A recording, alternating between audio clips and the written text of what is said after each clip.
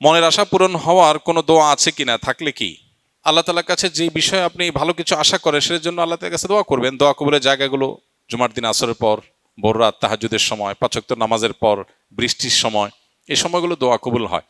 দোয়া কবুল আরও বেশ কিছু সময় আছে, উপলক্ষ আছে, এগুলোতে আল্লাহর কাছে দোয়া করবেন। আর আল্লাহর কাছে যখন নিজের মনের ভালো চাওয়াকে পূরণ করার জন্য কমন কিছু দোয়া আছে। আল্লাহুম্মা ইন্নী আসআলুকা মিনাল খাইরি কুল্লি আজিলিহি ওয়া আজিলিহি। আল্লাহ আপনার কাছে যত ভালো আছে, নগদ ভালো, দূরবর্তী ভালো, দুনিয়ার ভালো, আখেরাতের ভালো, সব রকমের ভালো আপনার কাছে চাই। এই যে সব রকমের ভালো একসাথে চেয়ে ফেললেন।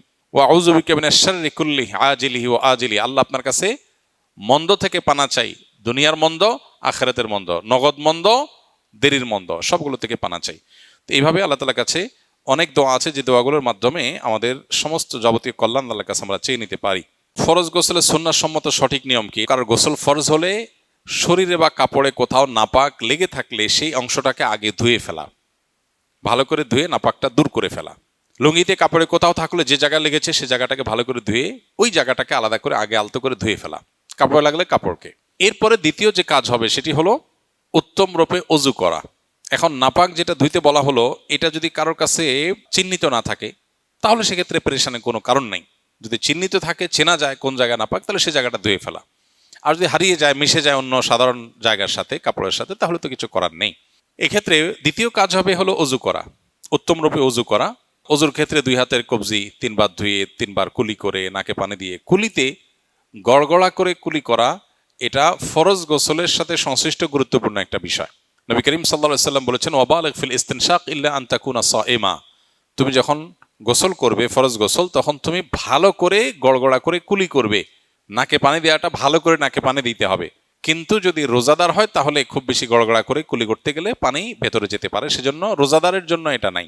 বাকি সাধারণ অবস্থাতে আমরা যে ওযু করব ফরজ গোসলের শুরুতে, সেটার শুরুতে আমরা ভালো করে গড়গড়া করে কুলি করে নাকে পানি দিয়ে, এরপর তিনবার মুখ ধৌত করে, তিনবার কোণ পর্যন্ত হাত ধুয়ে মাথা মাসা করে, তারপর মাথা এবং কাঁধে পুরো শরীরে পানি দিয়ে ধৌত করে, শেষে বের হয়ে আসার সময় দুই পায়ের গোড়ালি পর্যন্ত এই জায়গাটা ধোয়া বাকি আছে, এটা ধুয়ে টেপে হোক পুকুরে হোক দিয়ে তারপর আমরা বের হয়ে চলে আসবো। তাতে ওযু এবং গোসল একসাথে হয়ে যাবে। এভাবে সুন্নাহ সম্মত ফরজ গোসল বা সুন্নাহ সম্মত গোসল আদায় করলে গোসলের সাথে ওযু অটোমেটিক হয়ে যাবে, আলাদা ওযু আর করার প্রয়োজন নাই। হ্যাঁ, গোসল করতে করতে যদি আবার কেউ পেশাব আসে, কারোর পেশার বেগ হয়, পেশাব করেন অথবা বায়ু ত্যাগ করেন, ওযু ভঙ্গের কোনো কারণ দেখা যায়, তাহলে তাকে আবার শুরু থেকে ওযু করতে হবে। আর যদি সেরকম কিছু দেখা না যায় তাহলে এটাই তার ফরজ গোসলের জন্য যথেষ্ট হবে। একই সাথে গোসলের সুন্নাহ, ফরজ গোসলের সুন্নাহটা আদায় হবে, অর্থাৎ শুধু গোসলের ফরজ আদায়ই হবে না, পাশাপাশি সুন্নাহ সম্মত গোসল হবে। এক্ষেত্রে লক্ষ্য রাখতে হবে শরীরের কোনো জায়গায় যেন শুকনা না থাকে, প্রতিটা পশমের গোড়া পর্যন্ত যেন পানি যায়, সেটা সর্বোচ্চ খেয়াল রাখতে হবে। গর্ভাবস্থায় বিশেষ কোনো আমল আছে কিনা, থাকলে সেগুলো কি কি? গর্ভাবস্থায় মায়েদের জন্য পালন করবার জন্য পার্টিকুলার কোনো আমলের কথা কোরআন বা হাদিস থেকে আমরা জানি না, যে আলাদা করে গর্ভবতীদের জন্য এরকম দোয়া শেখানো হয়েছে, নামাজ শেখানো হয়েছে, এমন কোনো কিছু আমাদের জানা নাই। তবে এটা অত্যন্ত কঠিন একটা সিচুয়েশন। মা বোনদের জীবনে এই সময়টা এতটাই গুরুত্বপূর্ণ যে একে তো কষ্টকর, দ্বিতীয়ত সামনে একটা বড় ধরনের কষ্ট তার জন্য অপেক্ষা করে। বিশেষ করে গর্ভ খালাসের যে সময়টা, যে সময়কে আল্লাহ তাআলা বলেছেন হামালাতহু উম্মুহু কুরহাম ওয়া ওয়াদাআতহু কুরহা, মায়েরা সন্তানদেরকে গর্ভে ধারণ করেন অত্যন্ত কষ্ট করে, আবার সন্তান প্রসব করেন অত্যন্ত কষ্ট করে।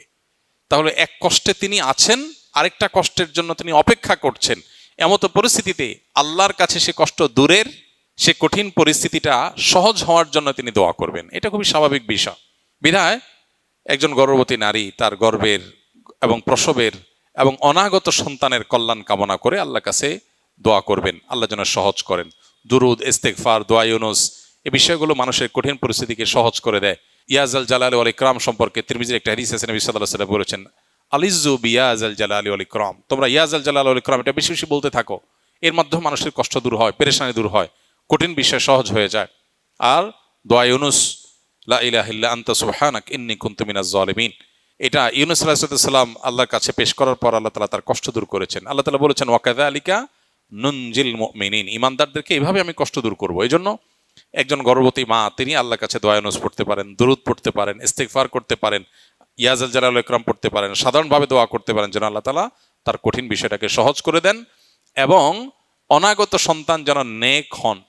ঘরে ঘরে এখন মা বাবাদের অভিযোগ এমন বাবা মা পাওয়া খুব কঠিন হয়ে যায় যে বাবা মা এই অভিযোগ করেন না যে আমার সন্তান কেমন যেন, এত চেষ্টা করি কিন্তু সে দিনমুখী না, এত চেষ্টা করি কিন্তু সে অনুগত না, আমরা চেষ্টা করি ভালো রাখার কিন্তু সে যেন উল্টা পথে হাঁটছে।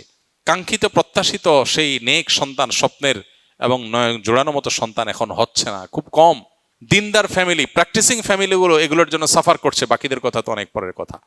এই জন্য সন্তান দুনিয়াতে আসার আগে থেকে মা বাবা আল্লাহর কাছে চোখের পানি ফেলে দোয়া করা, কায়মন বাক্যে চাওয়া, সূরা ফুরকানের 74 নম্বর আয়াত, রব্বানা হাব লানা মিন আজওয়াজিনা ওয়া যুররিয়্যাতিনা কুররাতা আয়ুন ওয়াজআলনা লিল মুত্তাকিনা ইমামা, বেশি বেশি নিবেদন করা, আর যে আমলগুলো কথা বললাম এগুলো করা, এগুলোর মাধ্যমে সন্তানের ভালো চাওয়া উচিত। দুর্ভাগ্যজনক বাস্তবতা, এখন পৃথিবীতে এমন এক সময় আমরা বসবাস করছি যে সময়টা মানুষ কঠিন সময়ের মধ্যে আছে, আবার আরেকটা কঠিন সময়ের জন্য অপেক্ষা করছে, যেখানে আল্লাহর দিকে সে ঝুঁকবে, সেখানে বিজাতীয় কালচার দ্বারা প্রভাবিত হয়ে এখন এই গর্ভবতী মায়েরা তাদের শরীরের বিভিন্ন অংশ, তাদের গর্ভ, সেটাকে তারা বিভিন্নভাবে সোশ্যাল মিডিয়াতে প্রচার করছে, সেটাকে নিয়ে নানান আয়োজন করছে।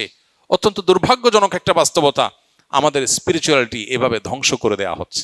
অত্যন্ত গর্হিত যে সমস্ত কৃষ্টি কালচার আছে সেগুলো আমাদের সমাজে প্রবেশ করে দেওয়া হচ্ছে। যা পাচ্ছি আমরা সোশ্যাল মিডিয়াতে গোগ্রাসে গিলছি, একটি বার নিজের বিবেককে জিজ্ঞাসা করার ফুরসতটুকু পাচ্ছি না যেটা কতটা যৌক্তিক কাজ, কতটা ভালো কাজ, অনেক নির্লজ্জের মতো কাজ, আমরা সেটাকে ওয়েলকাম করছি।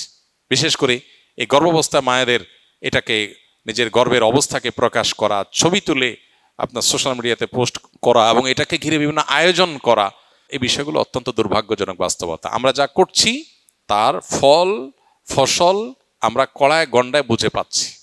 ঘরে ঘরে এখন সন্তানদের বিপদগামিতা, তাদের পথহারা হওয়া, আমাদের এই অঞ্চলে মানুষের, বিশেষ করে মুসলমানদের সন্তানদের যে ভালো গুণগুলো ছিল সেগুলো আস্তে আস্তে হারিয়ে যাচ্ছে। আমরা আমাদের বাবা মার জন্য যতটা ভালো, আমাদের সন্তানরা আমাদের জন্য ততটা ভালো নয়।